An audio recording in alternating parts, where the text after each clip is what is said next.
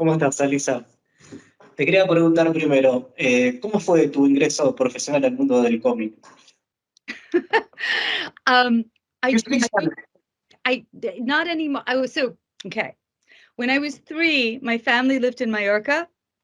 And so as a 3-year-old, I spoke Spanish. I understood Spanish. And then I forgot it. And then I went to school. So if you speak slowly, I'll probably be able to understand, but I'll take the translation just in case. And Awesome. I am so sorry, I cannot respond in Spanish. Es muy difícil para mí. Okay. Pero yo entiendo cuando personas hablan muy despacio. Okay, yeah. All right. So you're asking how I got my professional start. Oh, how long an answer do you want? Basically, I was a comic book reader. I loved comics. Everyone I knew, when I was little, comics were in newsstands and in the little candy shops around the corner. And so you didn't have to go to a specialty shop for comics. And so I discovered the kids' comics. Then I discovered horror comics, and mainly House of Mystery, House of Secrets, also Charlton. Later, I learned, I discovered Eerie, Creepy, and Vampirella. And so I loved them, with a ferocity that only other comics people can understand, that it struck some chord in me that felt like this is a complete pleasure, especially horror with humor, which was very much Cain and Abel, the hosts of House of Mystery and House of Secrets.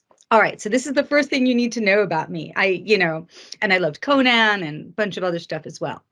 So flash forward many, many years, I was finishing up graduate school at Columbia University. I was doing a fiction master's. And everybody there went to, wait, can you move over so I can see you as well? I can see there, I'm seeing you like this. Yeah, okay. So, so everyone at that time was getting jobs in literary publishing. ¿Me entiende? Oh, no. Absolutely. So I also was looking at literary jobs, but because I also read comics and romance, I decided to try for a job also in comics and romance. And I wrote to Marvel and to DC Comics at that time. I think it was 1990. They were both in New York City, which is where I was living. And Marvel didn't get back to me, but DC did. And it was a big snowstorm, and I came in, trudging through the snow in my, interview shoes, and get there. And Kevin Dooley was the only person there, and he said, "You're out of luck, kid, but I'll definitely put in the word that you showed up for the interview despite a blizzard." So I went, I came back, and then I was interviewed by Dick Giordano and Michael Urie. And I remember that they asked me, not just, obviously I had some skills with writing and with editing, not so much I had one art class that I'd taken, and that was it in college. And so they said to me, well, what comics do you read? And I realized that I had screwed up, because I was not reading DC Comics by and large. I was reading X-Men at that time. But other than that, I was just not reading comics. And I said, okay, do you want to know the truth? My favorite comics were DC Comics growing up, House of Mystery and House of Secrets, but you don't publish them anymore. And they said, oh, kid, we've got a job for you. Karen Berger does all the weird horror, and she does stuff with those characters. And she's looking for a new assistant. So I went away and I came back, and I had my second interview with Karen Berger. Okay, I'll take a pause. Sorry, that's a very long answer. All right, so the first thing is, in that first interview, they gave me samples of comics, including the Sandman. And I became obsessed with the Sandman. I couldn't wait for my second interview, so I went to a comic book store and bought all the issues that, so far so that I could read, because I thought maybe I won't get the job and I need to know everything, from the series. So then I had an interview with Karen, and at that time she was pregnant with her first child. And we had a really good interview. And we went out to lunch, we came back, and then suddenly I see her kind of frowning at me and looking unhappy. And I thought, oh, why is she all of a sudden unhappy? Everything's been good. And I realized that she had a headache and she's pregnant. I don't know why. I got intuitive. I said, your head hurts, doesn't it? She said, yeah, I have a little headache. I said, oh, and you can't take aspirin. And without thinking, I reach across the desk and I start to rub her temples. And then I thought, yeah, I probably shouldn't do that. I didn't even ask. I was just like, yeah. So anyway, despite what you would think, I got the job. Bueno, fuiste la tercera editora de Sandman, creo que entraste en Estación de Nieblas, si no me equivoco. ¿Cómo surgió esa historia con Gabe? ¿Cómo se elaboró? ¿Y cómo fue el arte de Mike Dringenberg? Que creo que fue su despedida de la serie, esa fue su última saga, creo. I didn't work directly with Mike Dringenberg. I certainly was. So in the beginning, I'm going to go back to what an assistant editor did. And in the beginning, of course, I didn't know what I was doing. So I had to learn. And the two people who taught me were Karen Berger and Tom Peyer, who was the previous assistant editor. There was Art Young, and then Tom Peyer, and then me. And Tom, who's my editor now at Ahoy Comics, was just such an influence on me and guided me and shaped me, as did Karen. And so one of the first things that you do is you get the script, you read the script, then you send it off to the penciler in the old days, and you would get thumbnails sometimes. And then you would get the pencils, letter, the script, and it was back then it was done on the boards, send it off to the inker, to the colorist. And through all of these processes, you're helping the editor keep everything on schedule, and also trying to notice if things are, if the art is diverging wildly from the script. And then in the beginning, it would be talking to Karen Berger and saying, how are we going to, I just want to alert you to this. Or so I started, I guess, with Season of Mists. And I wasn't really actively talking with the artist until Kelly Jones. So I didn't have any direct contact with Mike Dringenberg. We just kind of missed each other. A Game of You es una historia de mujeres adelantada a su época porque tiene elementos de género y de inclusión. ¿Cómo se originó todo eso? ¿Cuál fue la génesis? So I think that Neil was, just in terms of what interested him, was ahead of his time with A Game of You. And I think Karen Berger her whole approach to editing was to find out the stories that people wanted to tell and really to help them tell it. But she was like a literary editor. So she did not impose her will. Once she decided that she was going to work with a writer, she really wanted to bring out their vision.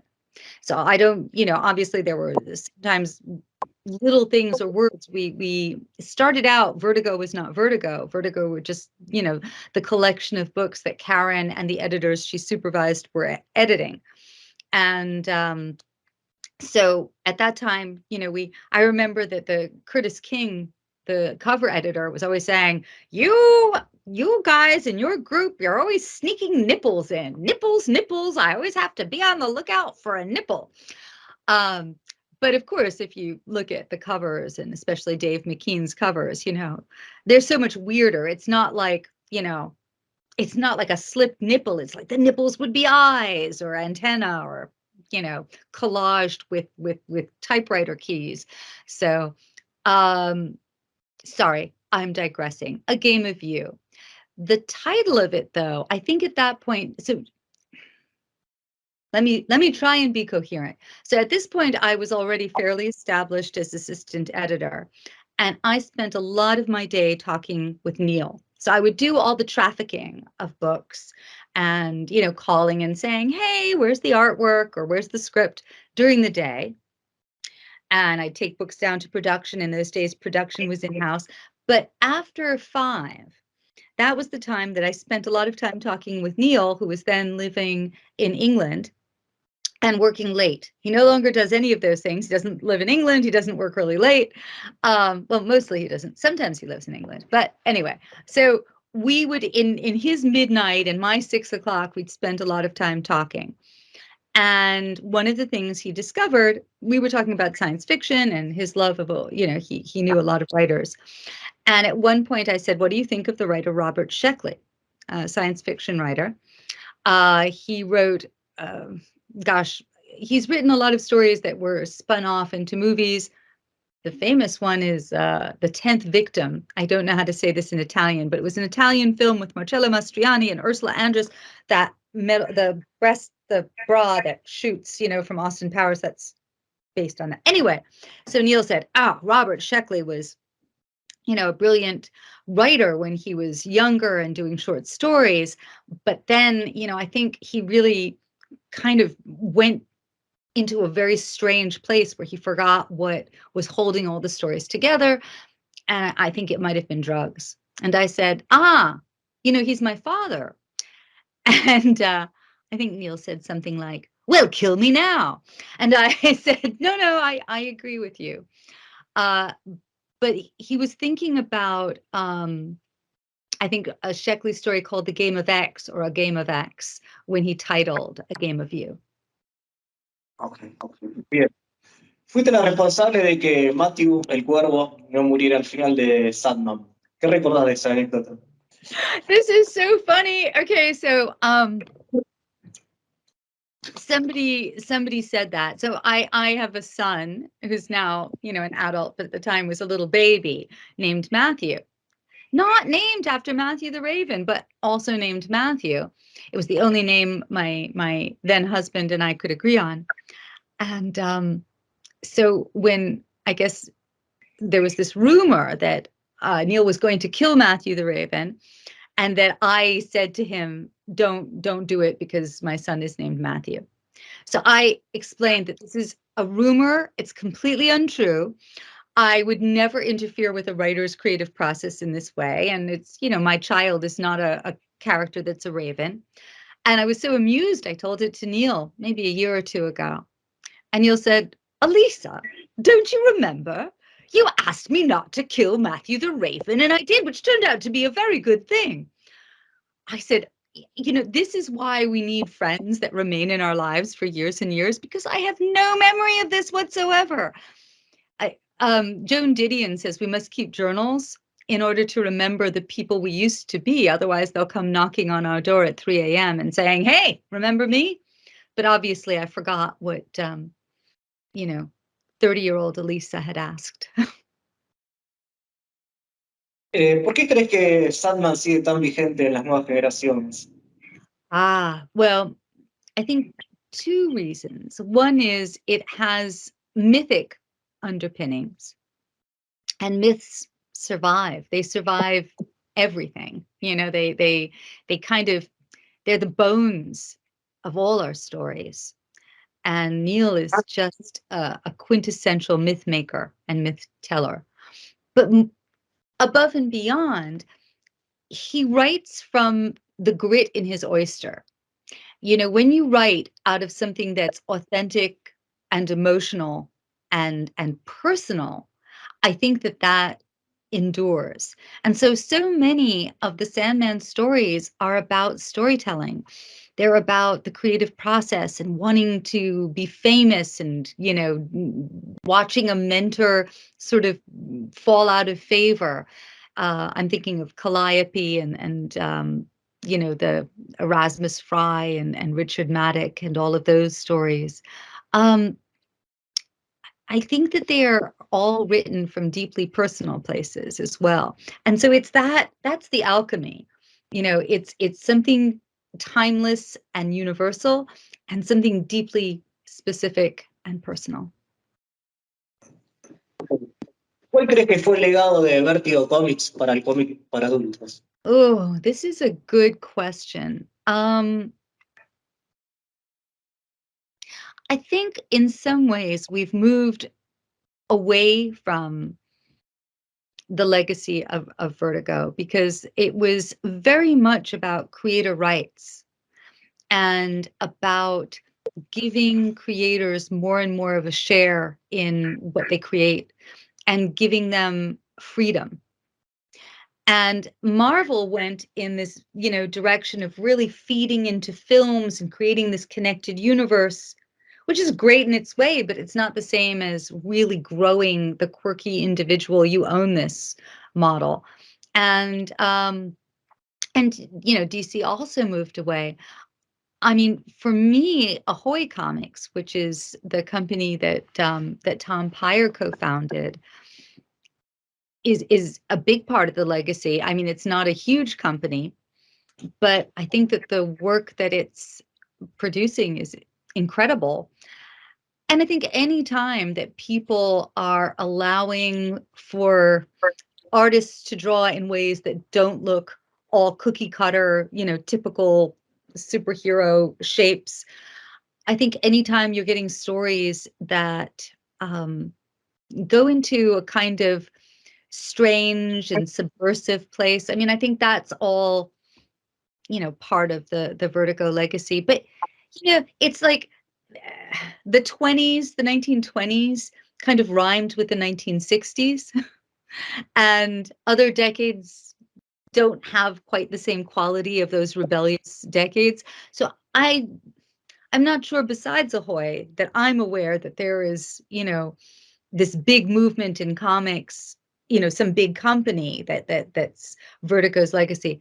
That said, I mean, artists and writers are still talking about the books that were produced in the late 80s and 90s and on by Vertigo. So maybe it's more a legacy of inspiring individual creators. Okay. Bien. Como editora, ¿qué consejo le puedes dar a quienes comiencen, a quienes se quieren dedicar a la edición y a los editores? Oh, so you mean editorial? So I, like a lot of people, I edit and I also write comics. So and back when I started out, that was not frowned on. Everybody was, Dick Giordano was the vice president, and he was helping us ink issues of Sandman. And as a little assistant editor, I would, give him feedback, and he would say, "Okay." Um, Advice for people who are editing. Well, I think that it helps as an editor. It actually helps to have done creative work yourself. Because if you're asking, for example, for a writer to give you a very worked out, detailed synopsis of something and tell them, give me a complete synopsis for the first 3 issues, and then please plot out the first year of story arcs. You have to understand, if you're a creator and you speak with other creators, that for many writers, that means writing everything, or writing as much as they can and then bullshitting and making stuff up. If you've never done any drawing or tried to draw, and then you might not have a sense of how tiring it can be, and how I mean, I'm not a good example because I'm not a good artist, but maybe then just learning and listening what is involved in the process. What else? I mean, I think the greatest gift you can give people as an editor is to tell them what's working and what you like, as well as to tell them what you would like more of, or what you think might need to be cut for the sake of the overall piece. It's a lot of people believe that being a professional means that you should just get criticism, and I just think that's not the way humans work. We do better creative work when we feel that someone is appreciating, what is good. And yeah, so I guess that's my editor advice. Bien, sabemos que sos una escritora exitosa. ¿Cuáles son tus nuevos proyectos? Oh, thank you. Well, I've been collaborating a lot with Maurice, the Belgian artist. We were originally paired up for Mystic U, which was a project I did for DC with Zatanna and a sort of magical school, and it didn't work out. We didn't end up doing. Mike Norton, who's wonderful, did that with me, but Maurice and I decided to keep collaborating, and so we've done Guilt, which is I call it Sex in the City meets the Golden Girls. It's about a time-traveling woman in her 70s and her home healthcare aide in her 50s, and they both go back to 1974, where Hildy is now in her 30s, and Trista is a 9-year-old with the mind of a cynical, chain-smoking 50-year-old. So that's one project that we've got, and we're working on something that I can't talk about yet. And we've got a cryptid story that's about to come out in the new anthology, and we've done two.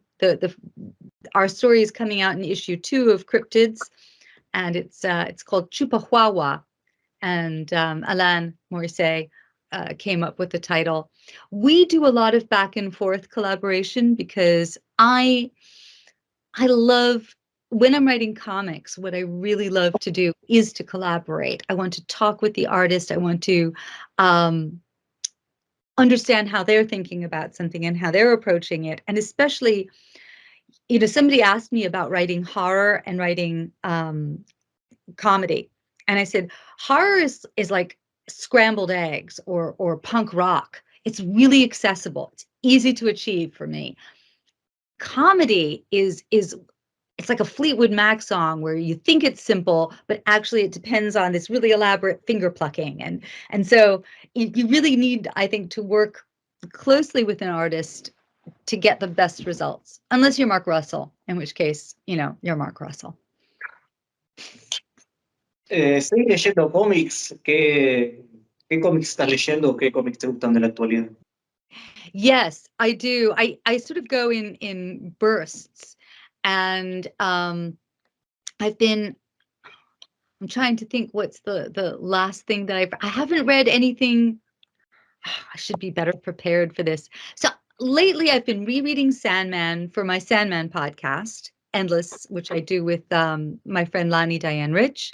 So we go through all the comics. We also did the Netflix series, a little compare and contrast. So I've been rereading Sandman.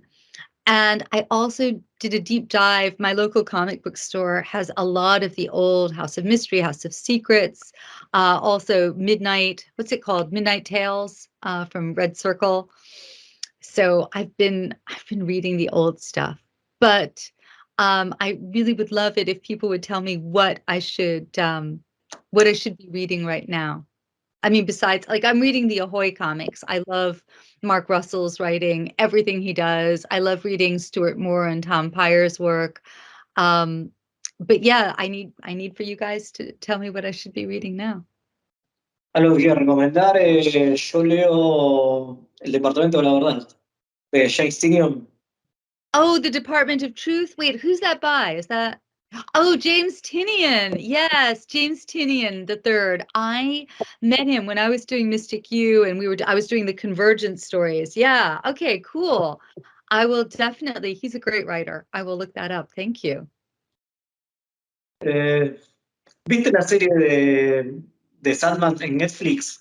¿Qué te pareció? Tuvo algunos cambios. ¿Y qué esperas de la temporada 2 que adapta Estación de Nieve? I'm excited. I'm in contact with Neil, so I often get sneak advance peeks at things. I mean, not now because of the writer's strike, so there's been zero stuff coming my way, nothing happening. But it's been really interesting because with Sandman, I mean, this is sort of what the podcast is about.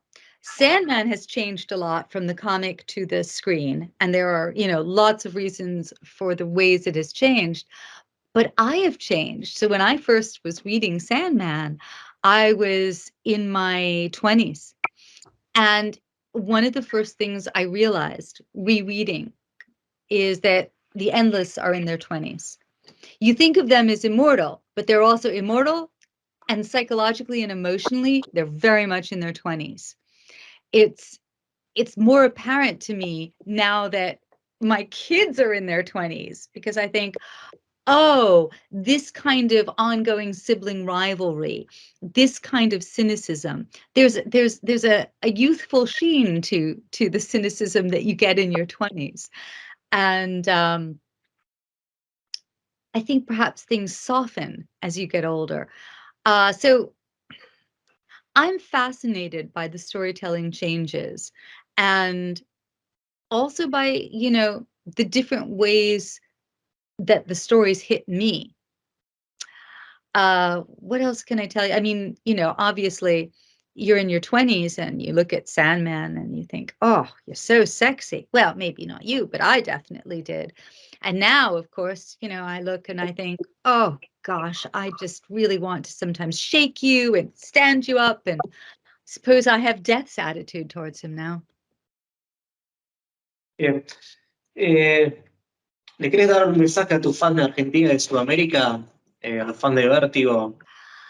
I have not been to Argentina, but I was, when I was 18, I was on a program in Israel, and we had people from all over the world. So we had people from Argentina and Uruguay. Remember, that was the first time I discovered dulce de leche, which was not known in the States at that time. It's a place I would love to go.